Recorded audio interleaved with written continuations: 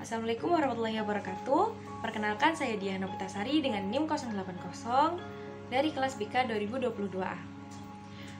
Saya akan mempraktikkan konseling perilaku untuk memenuhi UAS mata kuliah teori dan praktik konseling perilaku yang diampu oleh Profesor Dr. Muhammad Nur Salim MSI dan Bapak Muhammad Afifuddin Ghazali SPD MKorsKR. Dengan deskripsi permasalahan, seorang konselor bernama Zahro adalah mahasiswi yang mengalami fobia kucing atau ailurophobia. Ia mengalami ketakutan ini sudah sejak kecil, di mana ia pernah mendapatkan cakaran dari kucing. Sejak kejadian tersebut, ia mengalami perilaku seperti menghindar jika bertemu dengan kucing dan selalu muncul ciri seperti keringat dingin, gemetar hingga menendang kucing yang tidak bisa ia kendalikan. Ketakutan Zahro tersebut mengganggu kesehariannya, di mana ia kesulitan untuk mengendalikan kecemasannya ketika bertemu kucing di kampus maupun tempat lain. Teknik yang akan saya gunakan adalah desensitisasi sistematis untuk mengurangi fobia atau ketakutan berlebihan terhadap kucing dan menggunakan relaksasi untuk mengurangi kecemasan akibat takut dengan kucing. Konseling ini dibagi menjadi 2 sesi, di mana sesi 1 berisikan analisis perilaku yang menimbulkan masalah, menyusun hierarki yang menimbulkan masalah, dan juga pelaksanaan teknik. Kemudian pada sesi kedua berisikan evaluasi dari tugas rumah yang sudah diberikan. Cukup sekian dari saya, kurang lebihnya mohon maaf. Selamat menyaksikan. Halo, selamat siang, dengan Mbak Zahro ya? Iya Bu, Oh ya, tadi gimana perjalanan menuju ke sini? panas banget Bu. Di sana di perempatan itu macet juga, jadinya saya kepanasan. Oh, apalagi deket flyover baru ini ya Mbak ya? Iya, Oh iya, oke. Tadi Mbak kesini naik apa? saya tadi kesini tuh rencananya kan mau motornya sendiri, tapi ternyata motornya dipakai sama kakak saya, jadinya saya yang gojek, makanya rada lama. Oh, oke. Tapi alhamdulillah Mbak bisa sampai di sini dengan keadaan yang selamat. Oh iya, Mbak kemarin kan mengisi form konseling ya. 3 hari yang lalu Mbak mengisi untuk mendapatkan jadwal dan alhamdulillah hari ini bisa berkesempatan untuk konseling dengan Ibu. Nah, di sini kan Mbak mengisi bahwa Mbak memiliki permasalahan kecemasan dan ketakutan berlebihan akan kucing, gitu ya. Iya, Oke. Sebelum kita membahas lebih lanjut tentang permasalahan Mbak tadi, Ibu ingin sedikit bertanya nih. Kira-kira Mbak sudah pernah melakukan konseling sebelumnya? belum pernah sih Bu. Oke. Berarti pas Mbak sekolah itu juga belum pernah sama sekali melakukan konseling? Kurang tahu ya itu namanya konseling apa enggak, soalnya ya itu kan sama guru BK, tapi ya orang banyak gitu. Oh, itu mungkin ini antara bimbingan kelompok atau konseling kelompok gitu ya? Oh, Itu materinya apa Mbak? Kalau dulu apa? dulu saya materinya itu kayak ketergantungan gitu loh Bu, main ponsel. Oh, ketergantungan gadget. Iya. Ketika Mbak melakukan konseling atau bimbingan kelompok itu, Mbak kira-kira masih ingat tidak gimana prosedurnya gitu? Yang saya ingat sih cuman yang kayak awal-awal guru BK-nya bilang kalau ini tuh ya sekedar bincang-bincang gitu, lalu kalau ada yang mau disampaikan ya disampaikan aja, nanti nggak bakal disebarin, udah gitu-gitu aja Bu. Saya juga lupa, udah lama. Oke. Karena ini adalah bentuk dari konseling individual, ini akan sangat berbeda dengan layanan yang udah Mbak dapatkan di sekolah sebelumnya. Jadi di konseling ini nanti saya sebagai konselor akan memberikan bantuan kepada Mbak sebagai konseling. Jadi kita akan bersama-sama cari solusi dari permasalahan Mbak. Jadi nanti segala keputusan akhir itu tetap berada di Mbak. Mungkin bedanya dari konseling kelompok itu tuh di sini Mbak benar-benar bisa mencurahkan semuanya untuk kepada Ibu karena ada asas kerahasiaan. Mungkin di dalam konseling kelompok ada asas kerahasiaan, cuman memang dalam keadaan yang ramai. Nah, itu mungkin membuat Mbak sedikit ragu gitu ya untuk mengungkapkan perasaan. Jadi kalau di sini jangan takut dan ragu untuk mengungkapkan semua unek-unek Mbak. Kemudian saya harap Mbak juga terbuka agar bisa sesi konseling itu bisa berjalan dengan baik gitu ya Mbak. Terus nanti untuk durasi atau lamanya sesi konseling ini bisa disesuaikan dengan waktu yang Mbak miliki. Kira-kira Mbak menginginkan waktu berapa menit dalam sesi konseling ini? Mungkin 20 sampai 25 menit, Bu. Soalnya habis ini saya mau ada acara. Oke, kita sepakati pada sesi ini berlangsung selama 20 sampai 25 menit ya. Iya. Tapi perlu diketahui lagi Mbak bahwa sesi konseling ini tuh sebuah proses bantuan yang tidak hanya dalam satu kali pertemuan. Nanti bisa saja beberapa kali pertemuan karena pasti ada evaluasi untuk hari keduanya. Jadi apakah Mbak berkenan untuk mengikuti konseling ini dengan beberapa sesi? Ya, Bu, saya berkenan. Oke. Karena kita sudah menyepakati dan kita sudah mengetahui bagaimana nanti sesi konseling ini berjalan, Ibu ingin kembali lagi kepada pernyataan Mbak dalam form yang Mbak isi kemarin. Kira-kira bisa nggak Mbak menceritakan lebih detail maksud dari permasalahan Mbak tersebut? Sebenarnya ya nggak terlalu yang serius-serius banget sih, Bu. Tapi saya tuh terkadang juga ngerasa terganggu gitu, Bu. Soalnya saya kan ceritanya takut kucing ya, Bu. Saya tuh sempat ada kecemasan kalau lihat kucing itu deket sama saya atau menghampiri saya gitu. Nah, saya kan itu, Bu, ya berkuliah. Nah, di kampus itu banyak banget kucing, Bu. Jadi kayak mereka itu ada di mana-mana. Jadi saya itu kalau misal dari kelas mau ke kantin atau mau ke lapangan atau mau kemana itu kan ya ngelewati itu sih, Bu, ruangan terbuka kan. Di ruangan terbuka itu banyak kucingnya. Soalnya di sana itu di kampus saya itu banyak yang suka kucing, jadinya kayak di mana-mana itu ada kucing, juga ada makanannya gitu, Bu. Jadi mereka itu kumpul, ya sekumpul-kumpul banyak gitu. Saya jadi kalau lewat itu jadi muter gitu untuk menghindari kucing itu. Berarti Mbak ini mengalami ketakutan ketika bertemu dengan kucing, begitu ya? Iya. Oke, kalau boleh tahu, mengapa Mbak bisa setakut itu dengan kucing?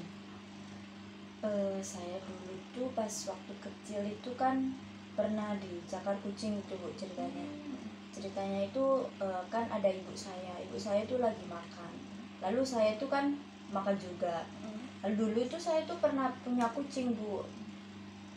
Terus nah namanya juga anak kecil, Bu, ya, ibu makan, saya makan, ya pikir saya kucing saya juga harus makan dong. Lalu kucing saya itu saya paksa makan, Bu. Saya pegang lalu saya tarik, terus mau saya suapin gitu, ternyata dia nggak mau, terus saya dicakar. Ini bekasnya. Oh, berarti Mbak ini, itu ada bekas luka itu cakaran kucing, Mbak? Iya. Kalau boleh tahu itu terjadi pada usia berapa? Sekitar TKB kalau nggak salah. Wah, udah lama sekali ya Mbak ya? Iya. Nah, saat itu kan Mbak berada di rumah dan sedang makan bersama dengan ibu Mbak. Nah, di saat itu ketika Mbak dicakar kucing, itu kira-kira ibu Mbak melakukan apa? Membantu Mbak atau melakukan hal ini? Habis saya dicakar, ibu saya tuh langsung mukul kucingnya, Bu. Oke, terus habis itu bagaimana? Habis itu ya kucingnya diusir. Habis itu saya buat saya nggak berani lagi sama kucing. Oke, berarti semenjak itu Mbak ini mulai menghindari kucing karena takut untuk dicakar lagi gitu. Iya. Oke. Kalau dari permasalahan Mbak tadi, kira-kira dampaknya pada kehidupan Mbak sehari-hari itu bagaimana? Di perkuliahan, sosial, maupun di rumah itu gimana? Kalau di rumah sih saya rasa saya aman sih, Bu, ya. Soalnya saya itu nggak sekarang kan nggak punya kucing. Tetangga juga nggak punya kucing. Kalau di perkuliahan ya itu tadi, Bu, pas entah mau ke kantin atau kemana, pasti itu saya tuh bertemu sama kucing. Jadi saya jadi putar balik makin jauh kan ke arah tujuan saya. Lalu kalau yang di lain-lain itu kayak di taman, Bu. Di taman itu biasanya kan juga banyak kucing. Apalagi kalau kucing-kucing di luar itu kan kucing liar gitu loh, Bu. Iya. Saya jadi takut duduk di taman lalu tiba-tiba disamperin dicakar kan ya agak lucu gitu. Oke. Baik, bisa saya simpulkan bahwa Mbak ini mengalami kecemasan dan takut pada kucing karena takut dicakar, dan itu juga dikarenakan trauma Mbak di masa lalu itu ya. Iya.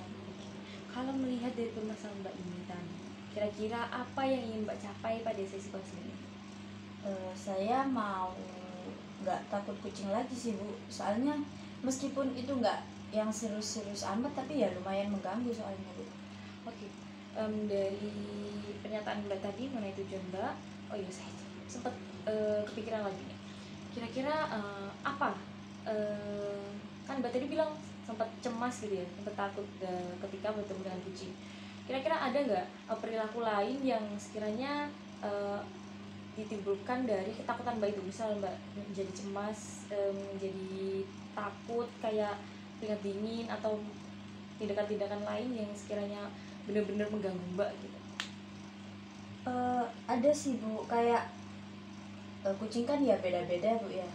Kadang kalau saya ketemu kucing yang unyu-unyu itu ya takut, tapi ya nggak takut-takut banget. Tapi kalau ketemu kucing yang besar terus kayak preman itu saya takut dicakar Bu. Oke, ada ciri-ciri fisik Mbak ketakutan, misal kayak keringat dingin sampai gemeter Iya. itu ada? Ya saya tuh gemeter, jadinya saya kayak ya cemas sendiri gitu. Makanya kalau misal kucing kayak gitu kan di luar ya Bu ya, kucing liar kan, jadi kayak misal di taman ada kucing kayak gitu, saya jadinya tiba-tiba cemas, tiba-tiba panik sendiri gitu. Oke.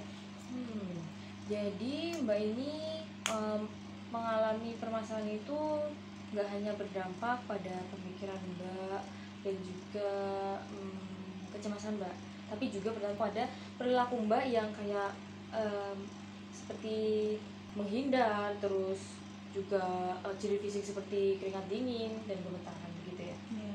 Oke. Kalau melihat dari permasalahan yang Mbak alami, Ibu tuh punya salah satu teknik dalam konseling, itu namanya desensitisasi sistematis. Jadi di mana teknik ini tuh nanti Ibu meminta Mbak untuk membayangkan kondisi-kondisi di mana Mbak ini berada di situasi yang nggak bayangkan. Dalam hal ini kan Mbak nggak mau bertemu dengan kucing gitu ya. Iya. Nah, itu mulai dari hal yang skala terendah hingga skala tertinggi.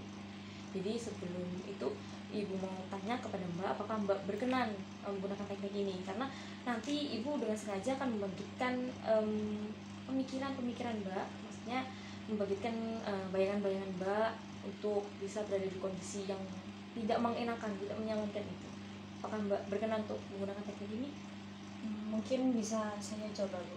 Oke, kalau misal Mbak di tengah-tengah sesi konseling ini, pada penerapan teknik ini, Mbak merasa tidak nyaman dan semakin cemas, Mbak bisa menghentikan sesi konseling ini. Mbak bisa bilang kepada Ibu jika memang tidak berkenan pada teknik ini, kita bisa menggunakan teknik lain mungkin ya. Baik Bu. Oke, sebelum kita mulai pada teknik tersebut, kita langkah baiknya memetakan dulu situasi-situasi mana sih yang berada di skala terendah hingga tertinggi. Jadi nanti skala itu ada 10, itu terendah, terus tertingginya itu 100.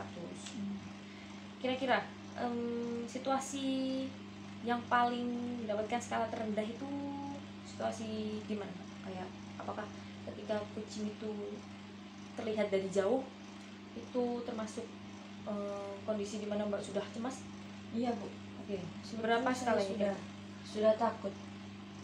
Skala ketakutannya sekitar 20%. Oke, itu melihat kucing dari jauh. Oke, selanjutnya di atas dari 20 itu kira-kira situasi yang seperti apa? Saat itu Bu, saat saya dengar suara kucing. Oke. Dari kejauhan atau? Iya, kejauhan. Oke. Berapa nggak Mbak skalanya? 50. Oke, lumayan tinggi ya. Oke, selanjutnya Saat Bu, ada suara kucing tapi suaranya tuh dari dekat. Saya tuh takut banget. Oke. Berapa Mbak skalanya? Sekitar 70. Selanjutnya? Saat itu Bu, saat saya kayak senggolan sama kucing gitu. Oke, melakukan kontak fisik ya? Ya, seperti itu. Itu berapa Mbak sekali? 100% Bu. Wah, oke. Oke, bisa kita lihat di sini bahwa situasi ini memiliki tingkat skala yang berbeda. Nah, nanti saya akan minta Mbak untuk membayangkan kondisi-kondisi ini, dan mungkin pasti sih Mbak bakal merasa cemas dan ketakutan ketika membayangkan. Namun untuk mengatasi kecemasan itu, pasti saya udah yakin sekali Mbak sudah pernah mengenal teknik relaksasi. Iya Bu, pernah dengar. Nah, apakah Mbak pernah mencoba teknik itu sebelumnya? Nggak tahu ya ini relaksasi apa enggak. Ya terkadang kalau saya mau presentasi tuh teman-teman saya itu, ayo Rek, tarik nafas, pelan, tahan, buang, gitu. Itu termasuk nggak tuh? Oh iya, itu juga termasuk sebenarnya. Namun ketika Mbak melaksanakan teknik relaksasi itu, apakah merasakan hal yang lebih tenang, terus kecemasan Mbak hilang gitu? Enggak, biasa aja. Oke, biasa aja. Berarti Iya. itu tidak efektif pada Mbak ya? Enggak. Ibu punya salah satu teknik relaksasi yang mungkin durasinya lebih panjang dari yang Mbak kenal dulu. Jadi relaksasi ini tuh nanti pada awalnya tuh bukan yang tarik nafas, tapi membuang nafas. Mengapa demikian? Karena pada dasarnya setiap orang kalau lagi ada masalah atau lagi menghadapi situasi yang nggak mengenakan, mereka pasti menghela nafas gitu, kayak kesel gitu ya. Nah, dari sana Mbak nanti diminta untuk membuang nafas lebih dahulu, kemudian mengkosongkan, nggak menahan, nggak menarik maupun membuang, kemudian menarik nafas, menahan tapi sebentar, kemudian membuang, kemudian menahan, kemudian membuang dan mengkosongkan, kemudian begitu terus berulang-ulang hingga rasa cemas Mbak hilang. Baik. Karena ini tidak mungkin untuk dibayangkan saja, mari kita praktekkan ini Mbak ya. Oke. Untuk melaksanakan teknik ini Mbak bisa dalam mata terpejam maupun terbuka, senyamannya Mbak. Mbak bisa membuang nafas dari mulut, mengkosongkannya, kemudian menarik nafas, tahan sebentar dan buang perlahan. Kosongkan, tarik nafas, tahan sebentar dan buang. Bagaimana Mbak? Apakah merasa lebih tenang? Ya Bu, saya jauh lebih tenang. Oke. Saya sangat tenang karena teknik ini ternyata berefek bagus pada Mbak ya. Oke, sekarang saya minta Mbak untuk relax. Mbak bisa menjamkan mata maupun buka mata senyamannya Mbak. Saya minta Mbak untuk benar-benar membayangkan pada kondisi yang saya akan instruksikan nanti. Ya, baik. Sekarang Mbak coba bayangkan Mbak berada di tempat yang Mbak inginkan. Mungkin saja tempat itu adalah taman yang sering Mbak kunjungi di akhir pekan. Kemudian di saat Mbak duduk di kursi taman, Mbak melihat kucing dari jauh. Mbak sangat cemas melihat ia semakin mendekat. Kemudian kucing itu bersuara dan semakin mendekat ke Mbak. Mbak sangat cemas saat itu. Tiba-tiba Mbak mendapati kucing itu berada di sebelah kaki Mbak. Dia mulai mendekati Mbak dan melakukan kontak fisik pada Mbak. Dan saat itu Mbak benar-benar panik, cemas, dan Mbak dengan tidak sengaja dan tanpa terencana Mbak menendang kucing itu dan menjauh, menghindar dari kucing itu. Oke, Mbak bisa buka mata secara perlahan. Oke, ketika Mbak membayangkan situasi itu, bagaimana perasaan Mbak ketika melihat dari jauh, mendekat, kemudian kontak fisik? Apakah kecemasannya masih sama Mbak ketika di kehidupan sehari-hari sebelum Mbak melakukan ini? Bilang itu saya cemas Bu, lalu kecemasannya itu makin nambah, apalagi pas dia nyentuh kaki saya jadi makin makin cemas, makin takut gitu. Oke, karena Mbak masih belum bisa mengontrol kecemasan Mbak, nah kita bisa menggunakan teknik relaksasi. Nah, karena Mbak sudah mengetahui teknik relaksasi itu, kita bisa praktekkan untuk mengetahui apakah itu benar-benar bisa mengatasi kecemasan Mbak, ketakutan pada kucing itu tadi. Oke, bisa kita mulai.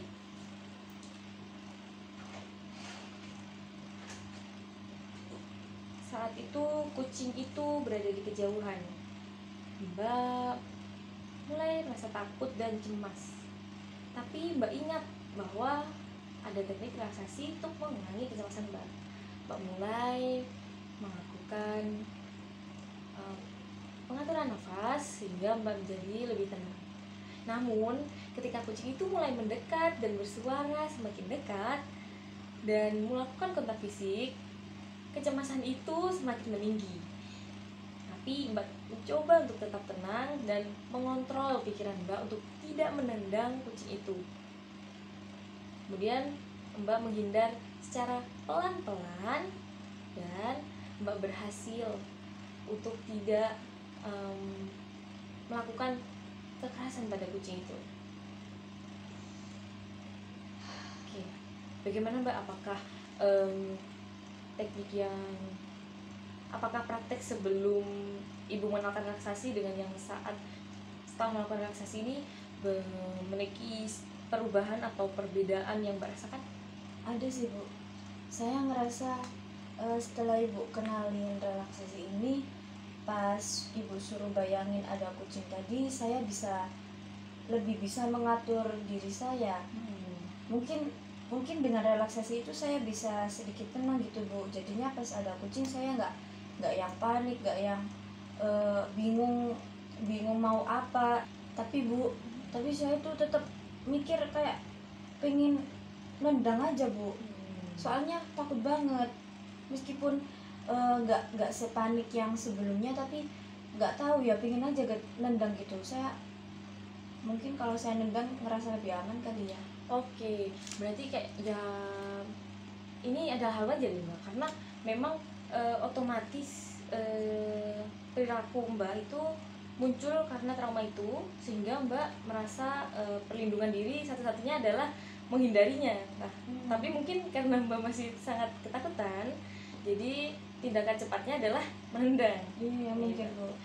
Nah, untuk menghindari tindakan-tindakan itu, Mbak bisa memikirkan hal-hal positif gitu ya. Misal kucing itu tidak akan menggigit saya, kucing itu tidak akan mencakar saya. Oke, karena Mbak sudah melaksanakan teknik tadi dengan baik dan juga Mbak bisa mengikuti instruksi saya dengan baik, saya harap Mbak bisa menerapkan teknik tadi dalam kehidupan sehari-hari Mbak.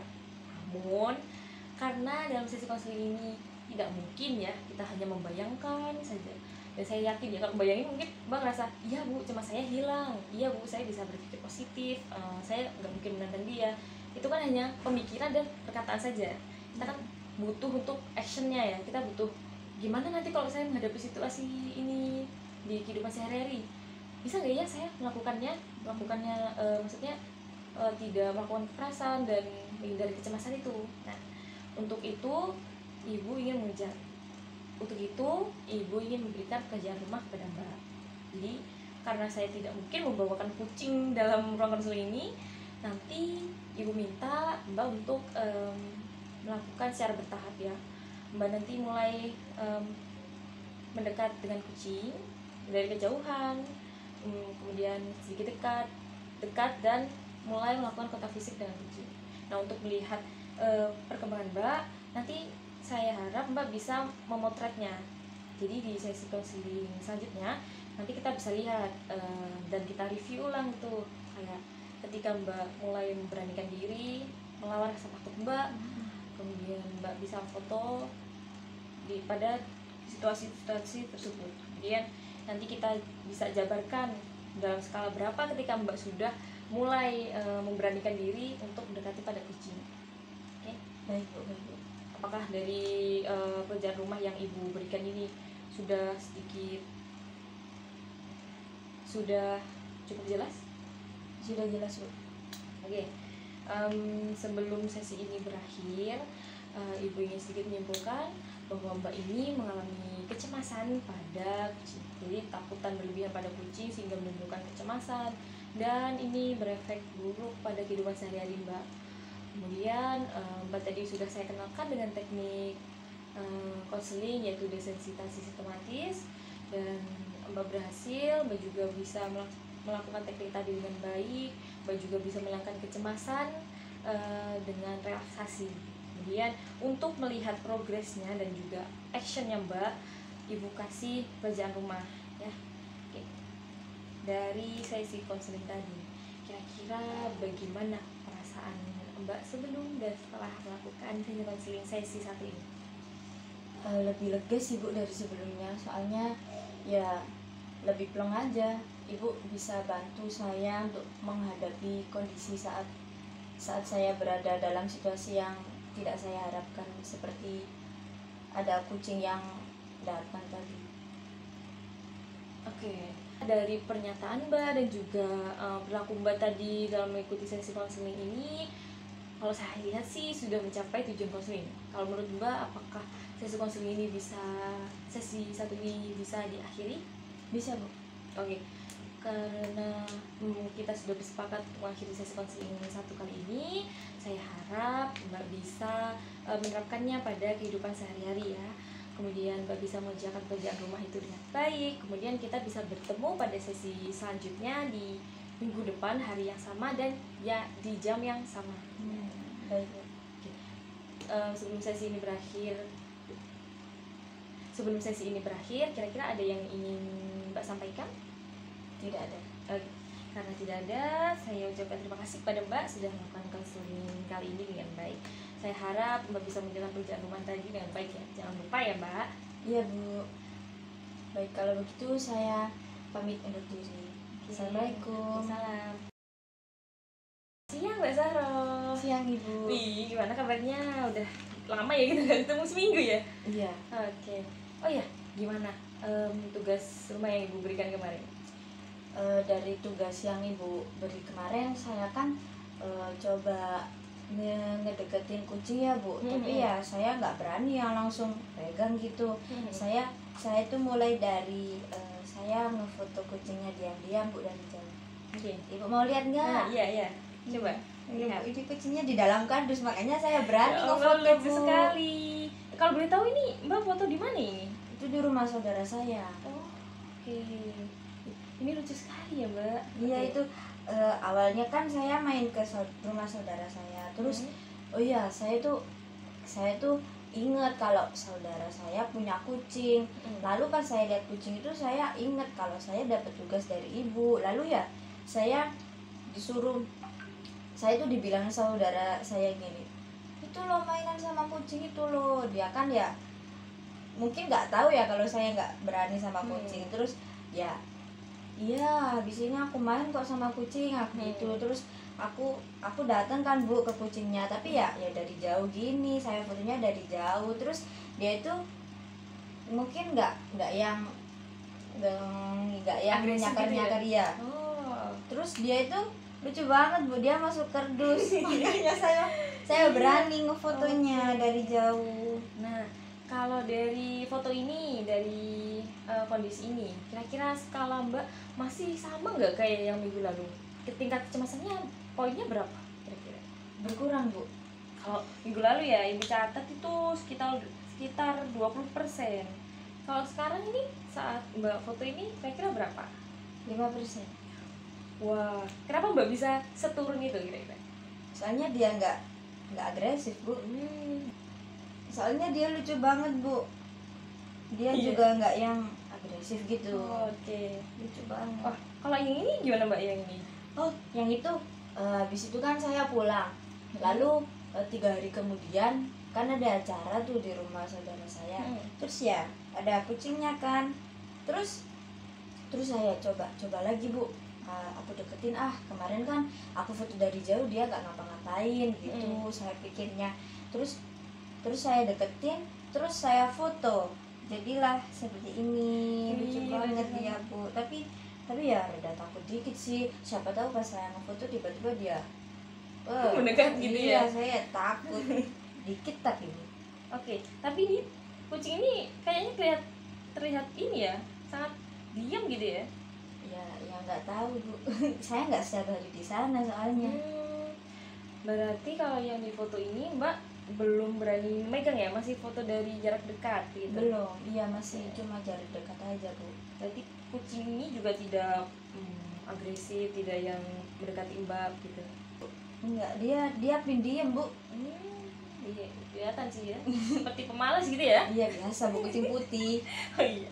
Oke, kalau dari foto ini, ketika Mbak berada di posisi ini, moto jarak dekat, melihat dari jarak dekat, kira-kira berapa skala poinnya? Tingkat kecemasannya Mbak? Turun jadi 10% sih Bu. Wah, lumayan ini ya Mbak, signifikan. Minggu lalu itu sekitar 50-70, sekarang 10. Wah, mungkin karena emang kucingnya ini sangat diam ya Mbak ya? Iya mungkin Bu ya. Dan lucu sekali ya. Oke, kalau yang terakhir ini Mbak, ini bagaimana? Oh yang ini tuh saya udah mulai berani pegang Bu. Oh ini kucing yang berbeda ya Mbak? Iya beda. Ini tuh saya kan main ke rumah teman saya. Terus di sana dia tuh punya kucing. Terus saya kan yang kemarin-kemarin udah berani ngefoto dari jauh. Terus saya udah berani ngefoto dari dekat. Terus saya wah coba pegang saya gitu. Terus saya coba pegang gini-gini. Ternyata dia ya nggak ngapa-ngapain, dia ya nurut aja meskipun kalau lama kelamaan dia rada mungkin nggak nyaman kali ya Bu ya sama saya. Saya mau dicopot gitu Bu. Saya mau digigit. Tapi untung nggak kena. Oh, jadi cuma kayak gigit ini ya? Iya, kayak goda-goda gitu ya? Iya, mungkin. Bukan yang kalau gitu apa ya Bu tandanya kucingnya? Biasanya itu tuh tandanya dia sudah mulai akrab Mbak. Soalnya ngerasa bahwa Mbak ini ngelus-ngelus dia kan kayak disayang-sayang seperti ibunya gitu ya. Ya kalau ini lucu sekali sih Mbak. Wah.